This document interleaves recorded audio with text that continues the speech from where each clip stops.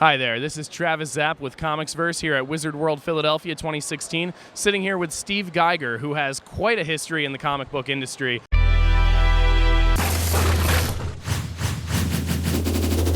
More recently, you've been doing the Geiger Evil Empire, right?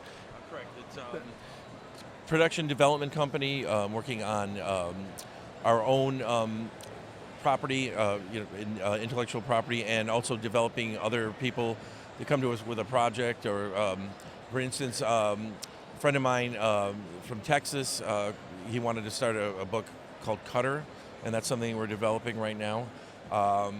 It's the first character that I know of that's a hero with Asperger's. And I'm also working with Hollywood Animation on a, not so much an adaptation, but a continuation of character stories from a animated series that they're doing. It's called Plowboy in the Cornmeal Universe. Excellent, excellent. That sounds really, really cool. So what inspired you to get the Evil Geiger Empire started up? Yeah, I did a lot of stuff for other companies over the years, a lot of things for Marvel. Unfortunately, one of the problems with working with Marvel is that if you do create characters when you're working on their books, they become property of Marvel, at least in the Marvel universe. But that was what kind of inspired me to start thinking about doing my own thing. I also worked, for a while when I left Marvel, I worked at Penthouse Comics with a guy named George Caragone, who unfortunately passed a few years back. But he was creating his own line of comics in his own universe, and I really admired that, and then it was something I thought, this is something I would like to do too. And also helping out other people who are looking to develop things that maybe can't get it done through the big companies. What were some of the big challenges or obstacles to getting all of that started? Ignorance on my part probably was one of the first. You learn things. I learned some things from George that were good, maybe some things not to do. Also went through some trying times at the end of New York when I was there. The towers being like kind of the capper of it, and then we just got interview bombed by my friend Guy Gilchrist. How you doing, Guy? Oh my gosh, I didn't know we were on camera. Oh, wait a minute, let me put some pants on. Hang on, I'll be right back. Guy is very famous for doing Muppets, and he currently does the Nancy comic strip, The Daily. Could you tell us a little bit more about some of the series that you've got going on at Evil Geiger? Yes, well, my wife is actually writing a series. Honey, she's over there. Can I tell them the name of your series? It's Sacred Heart Academy, but is actually a front for a school for assassins, or teen assassins. And I've also been told I have to drop a plug for her.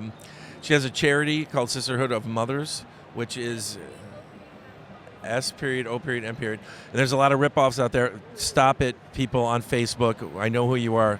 Well, that's really, really great. I mean, it seems to be something that unites the two of you, this desire to help out others, between Evil Empire giving some people some opportunities that weren't otherwise there, and with the Sisterhood of Mothers. She'll also want me to mention our Evil Minions squad, which is basically us reaching out for young artists who want to connect via the internet and social media, and talking about how to break into the business, looking at their art and talking about what to improve, what they should continue doing right.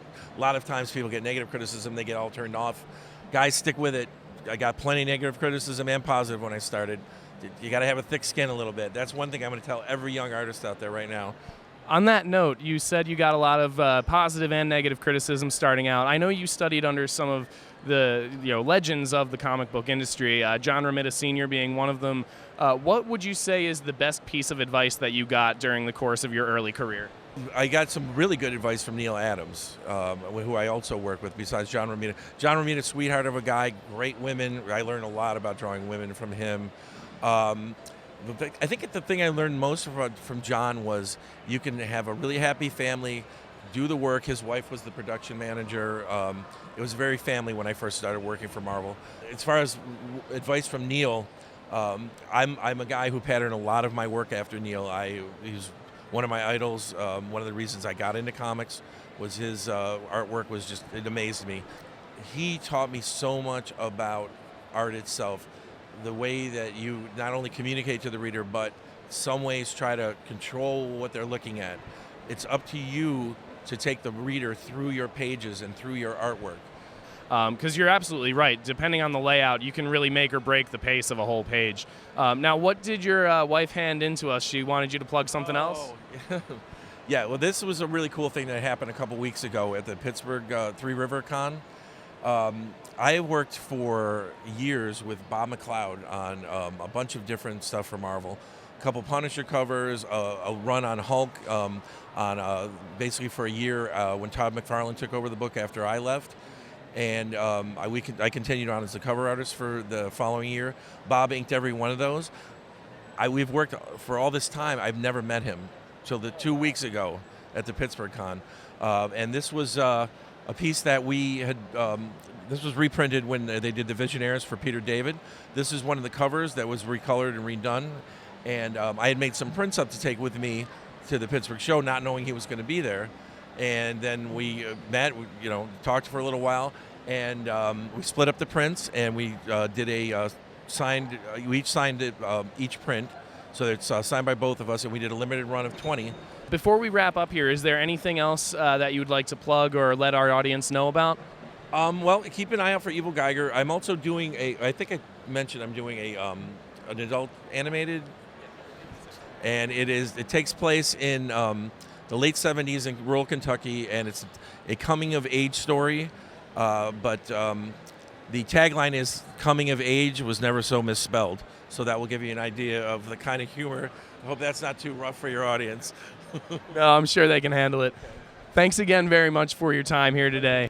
I just want to remind everyone that you can catch this and all the other interviews from Wizard World Philadelphia 2016 on ComicsVerse.com and YouTube.com/ComicsVerseTV. Don't forget to follow us on Twitter.com at ComicsVerse, and you can find us on Facebook, Google, Tumblr. We're all over the place. If you're looking to find some high-quality articles about comic books, you know where to look. Just look for ComicsVerse.com. Thanks again, and make sure that you check us out and everything from Steve Geiger and the Evil Geiger Empire.